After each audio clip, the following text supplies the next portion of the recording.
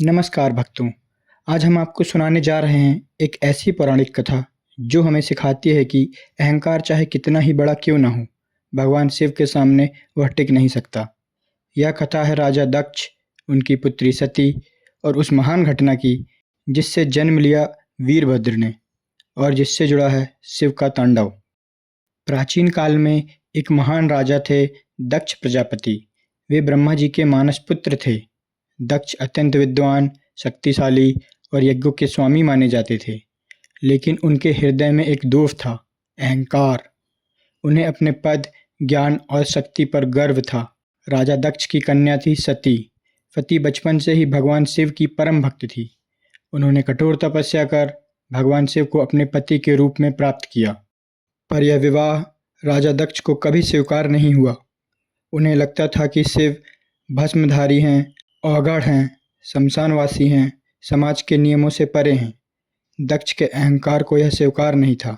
एक बार सभी देवता की सभा में जब भगवान शिव पधारे, सभी देवता खड़े हो गए, पर दक्ष बैठे रहे।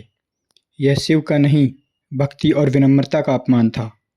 शिव ने उन्हें कुछ नहीं कहा, क्योंकि शिव मौन में भी सब समझ जाते थे।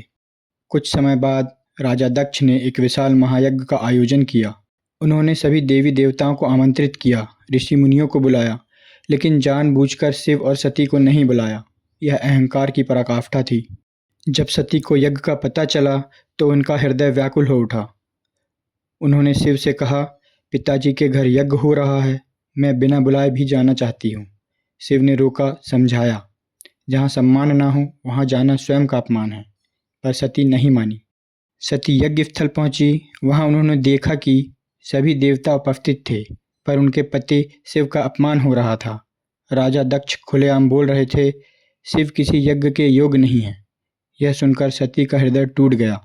सती ने कहा, जिस पिता को मेरे पति का सम्मान नहीं, वह मेरे पिता नहीं। और उसी कुंड में उन्होंने योगाग्नि द्वारा अपने शरीर का त्याग कर दिया। पूरा ब्रह्मांड कांप उठा। जब यह समाचार भगवान शिव तक पहुंचा, शिव ध्यान से उठे। उनकी तीसरी आंख ज्वाला से भर उठी। उन्होंने अपनी जटा से वीरभद्र को उत्पन्न किया और आदेश दिया, जाओ और अधर्म का विनाश करो। वीरभद्र और भद्रकाली यज्ञ स्थल पहुंचे। यज्ञ नष्ट हुआ। देवता भयभीत हुए। राजा दक्ष का शीश काट दिया गया। अहंकार का अंत हो चुका था। देवताओं की प्रार्थना पर शिव का क्रोध शांत हुआ। शिव ने दक्ष को बकरी का सिर देकर पुनर्जीवित किया, उन्हें अहंकार से मुक्त किया।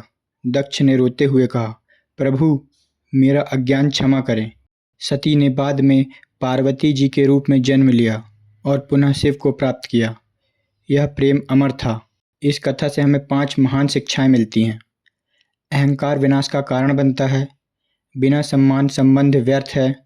शिव मौन है पर अन्याय सहन नहीं कर सकते। नारी का अपमान पूरे ब्रह्मांड को हिला सकता है। और 5वां, सच्ची भक्ति में त्याग और साहस होता है।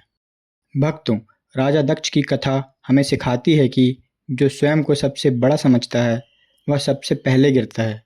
यदि आपको यह कथा पसंद आई हो तो ओम नमः शिवाय लिखकर कमेंट करें और वीडियो को शेयर करें। हर हर महादेव।